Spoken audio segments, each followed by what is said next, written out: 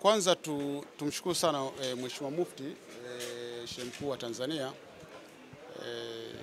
Daktari Zuberi kwa uwepo wake hapa. Ujue Mufti ni mtu mkubwa sana, na ujue kwamba kuja kwetu hapa si jambo chepesi. Kwa vyote vile inawezekana alikuwa na pengine amealikwa sehemu 100 zaidi, kwa sababu unajua hizi za mwisho kila mmoja anajaribu kukimbizana, lakini akaamua mzee wetu kuja kwetu hapa. Kwa ni heshima kubwa sana, lili hicho kutoka moyoni mwetu kabisa, tunamshukuru sana. Lakini vivyo tunashukuru sana kwa watu ambao wameambatana na sisi. Unajua shughuli ni watu. Tumekuwa na watoto yatima hapa katika vituo viwili ambao ndio hasa maana ya Ramadhani, lakini tumekuwa na viongozi mbalimbali tuliokuwa nao hapa. Mzee wangu hapa, ndugu yangu, kaka yangu Michuzi, nimefurahi sana kumuona, lakini na watu wengi. Unajua umeona watu wengi sana wako hapa, sisi waandishi wa habari nyinyi wenyewe. Hii ndio maana imefanya shughuli kaonekana ina maana. Kusingekuwa nyinyi kusingekuwa na maana kubwa. Sasa mmeuliza swala kuna mambo ya mahesabu hasara sijui, lakini kitu ambacho naweza nikawaambia ni kitu kimoja. Anapozungumza CAG kwa sababu ni wajibu wa kikatiba. Anatimiza wajibu wake wa kikatiba. Kinachofuata TR huwa anatutaka kila taasisi tunaelezea mafanikio au performance kwa ujumla ya taasisi. Kwa najua mtaitwa kwetu, mtakuja TRC, najua mtaenda taasisi zingine kama National Housing, mtaenda TANESCO, mtaenda TPA.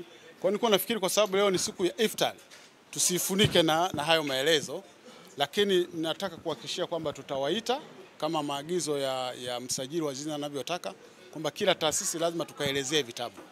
Na pale tutakuwa tutaelezeana mambo yote mnayotaka kujua, na ningeomba muingie kwenye website kwanza ya CAG mwenyewe, lakini ya Bunge mnaweza mkapata information nyingi zaidi kuhusu mahesabu yetu.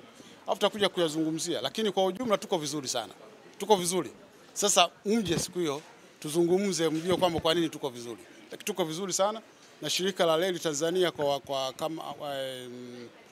kama ambavyo siku zote tulikuwa tukiwaambia wananchi au Watanzania wategemee huduma bora.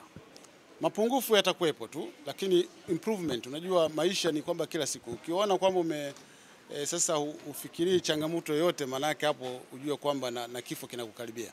Kwa hiyo so long tunapumua lazima changamoto za kuwepo. Jambo lingine ambalo pengine ni vizuri kuhabarisha Watanzania kama nilivyokuwa nazungumza kwa mbele ya Mufti ni kwamba mpaka sasa hivi ukiangalia mpaka mwishoni mwa mwezi wa pili tumesafirisha watu zaidi ya milioni 2.1. Kwetu kwa watu wa reli inawezekana mtu mwingine anaona ni kitu kidogo, lakini kwa reli kwa miaka ya hivi karibuni, miaka 20-30, sidhani kama tulisha kufikisha hata nusu ya hawa watu kwamba abiria. Kwa kwetu ni jambo kubwa sana. Na hiyo unazungumzia reli ya Tazara na reli yetu reli yetu ya TRC au reli ya kati. Kwa hiyo unazungumzia tufikisha hata 500,000. Kwa hiyo sisi kwenda milioni 2 ndani ya miezi 7. So miezi exactly ya kuendesha ni pale ambao Mheshimiwa Rais alikuja kutufungulia, na ndio tuliongeza hata mpaka na train. Kwa hiyo ni achievement moja kubwa sana. Na kama nilivyozungumza pale, ukitaka kujua impact ya watu milioni 2.1, angalia masaa ambao kwamba kila mmoja anapokuwa anaenda Dodoma, wasafiri kwenda Dodoma, wana save takriban masaa 7. Sasa zidisha milioni 2 mara 7. Hao ni masaa ambao yamekuwa yameenda katika quality life ya kila siku ya wenzetu. Kuna watu ambao sasa hivi wanaweza ka-afford kuja mara 3 Dar es Salaam, familia zao bado ziko Dar es Salaam, kiona wamehamia Dodoma tayari. Kwa hiyo ni maisha ya watu, lakini vile naamini hata magari madogo kwenye barabara yatakuwa yamepungua sana. Kwa sababu unapochukua watu 10,000 kwa siku, unaweza kugawanya mwenyewe kama wangesafiri na magari madogo watu 4, unaweza kuwa ni magari mangapi yanatoka barabarani.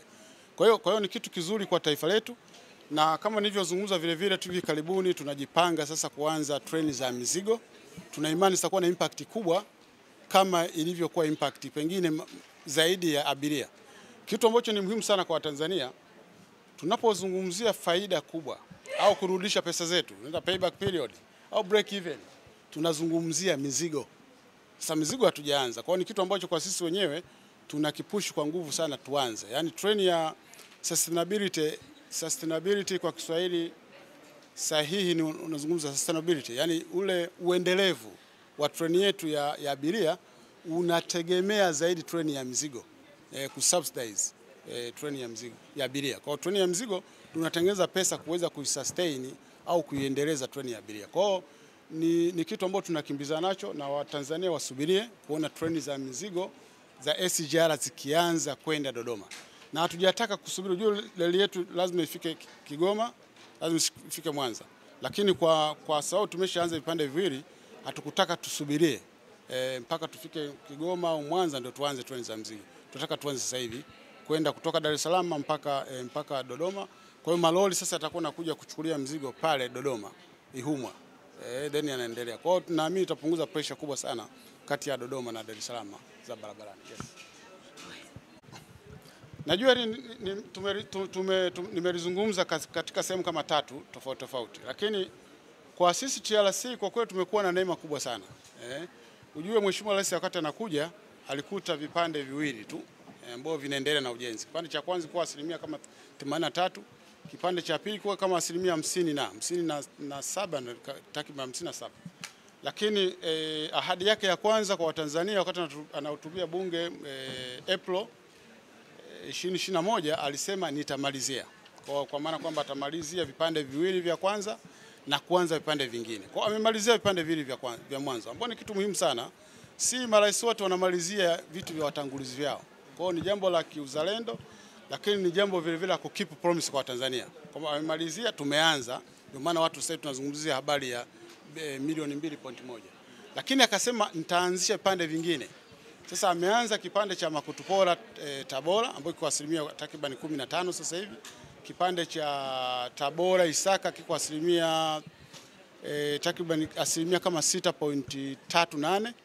Lakini kuna kipande cha Isaka Mwanza ambacho kiko asilimia 63.1. Na ndio kipande cha kwake cha kwanza alipokuja akiokea jiwe la msingi. Lakini kuna kipande kingine ambacho kinaendelea kutoka Tabora Kigoma kiko asilimia 7.14 sasa hivi. Lakini kuna kitu kingine ambacho ni muhimu sana kwa Watanzania. Kuna kipande ambao tumeshaanza wanafanya mobilization sasa hivi. Tulisaini mkataba tarehe 29 Januari mwaka huu 2025. Wameshaanza kufanya mobilization cha kutoka Uvinza kwenda Malagarasi, unaenda Msongati Burundi. Ile kitu ina maana kubwa sana. Mkumbuke kwamba reli ya kuunganisha na nchi zingine ilijengwa miaka ya 70 kati ya Mzee Kaunda na Mzee Nyerere. Walikubaliana kujenga kwa SADC za nchi. Kwa mara nyingine tena anatokea rais mwingine ambaye anajenga reli ya kuunganisha na nchi zingine kwa maana ya Burundi na DRC, na lengo kubwa ni kufanya biashara. Kufanya biashara hizi nchi yetu na nchi ambazo zinatuzunguka. Na hiki ni kitu kikubwa sana, narudia tena kwamba ni kitu ambacho kina historia. Kwa sababu amefanya study mwenyewe, kwa maana study za kutoka Uvinza kwenda Msongati kimefanyika ndani ya awamu ya 6 na akaanza ujenzi mwenyewe. Kwa hiyo ni kitu kimoja kikubwa sana katika taifa letu. Na nafikiri yanayokuja yanafurahisha.